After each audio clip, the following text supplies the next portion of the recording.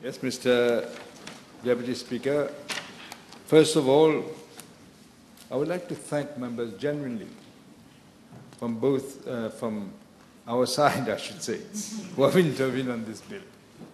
It's really encouraging to see our backbenchers at that level, the junior ministers, the minister also, of course. The leader of the opposition is not here, I wonder whether I should say it. But see, he seems to have completely forgotten how they manage the economy. I'm glad Honorable Mia just said it. Il n'y avait pas de discipline, gaspillage. Et il dit, oui, c'est bon de réduire la dette, mais toujours yes, but. He cited this report of these 15 African countries, and I'm glad I didn't read it, I must say. Honorable Parapan just mentioned the conclusion. And he completely forgot about the conclusion. Even what he cited, 9 out of 16, at least we did something. Mr. Deputy Speaker, sir, discipline demands effort. If we just sit like this and let things happen, we will have the result that we got. I wanted to say he's a oiseau de mauvais augure, but I think what Honorable Jaman said, prophète de malheur is better. Typical of them. They mismanaged the economy, they drew the country into the ground, and now they say, oh, let things be as they are. In other words, continue to throw money without accountability. And he mentions what happens if you have COVID. That's why I say prophète de malheur. But nothing is rigid in an economy. If we are faced with an emergency, we'll have to react to that emergency. But not to steal money as they did on COVID. That's what they did. So, I'm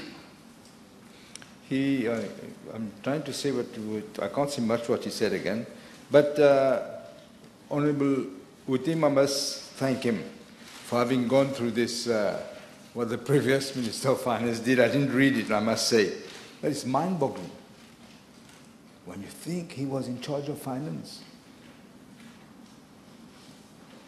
We must identify priorities, Mr. Deputy Speaker, and we must grasp the nettle. We mustn't allow ourselves to say, well, let things go as they are. It will be easier for me, line by line. But we need to do what we need to do. The previous government, in fact, took a major step backward when they reintroduced this line-by-line budgeting at the expense of performance-based budgeting. And there was opacity in the budget. Allocations given, inefficiencies, wastage. This bill shows our commitment to sound fiscal stewardship. As many orators said, we want every rupee of the taxpayers' money to be spent in the best possible way, optimal. I wish to show the House that we'll introduce also is a simplified performance-based budget that will be easy to understand and to implement. The Ministry of Finance will actively work with different ministries and departments and provide the necessary support to ensure we can get the success that we expect.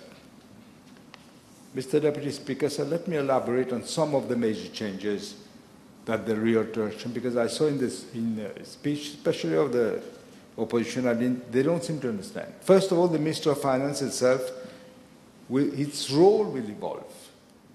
It will now have to obligatory to engage more closely with ministries and departments on budget matters. Policy objectives, strategies, action plans will have to be discussed more thoroughly in order to achieve this greater efficiency that we want in resource allocation and effectiveness of policies and measures. Second, it will be easier to integrate new concepts. I think somebody mentioned gender budgeting, gender green budgeting. All this will be easier to implement. Third, performance-based budgeting will make it easier to avoid, as I said in my opening speech, avoid such things like white elephant projects, policy inconsistencies that have been the normal as if for the last 10 years. And as I said, there will be greater consultation, obviously, coordination among the various departments with the Ministry of Finance. Fifth, each program will have an accounting officer who will be accountable for the delivery of program outputs and outcomes. 6th, the staff performance management system will be fully integrated in the PBB framework. The role and prerogative of the National Assembly will automatically be enhanced. Why? Because members will now be in a position to ask the right questions, and there will be more information on resource allocation, and there will be more information on what the targets are. Questions will be focused on the performance in the terms of implementation as well as outcomes. And finally, Mr. Deputy Speaker, the public will have a clearer view of the connection between the amount of tax money which is being spent and the services we are providing. Programs will become customer-focused and more aligned to the expectations and the needs of the population. The previous government, Mr. Deputy Speaker, has just dished out taxpayers' money. I think many orators said that before me.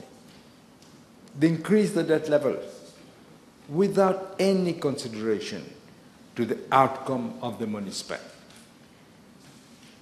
Purely reckless spending this morning, and I think I'm glad the Honourable Gentleman pointed this out. The PQ this morning on the airport tower, how the price has increased.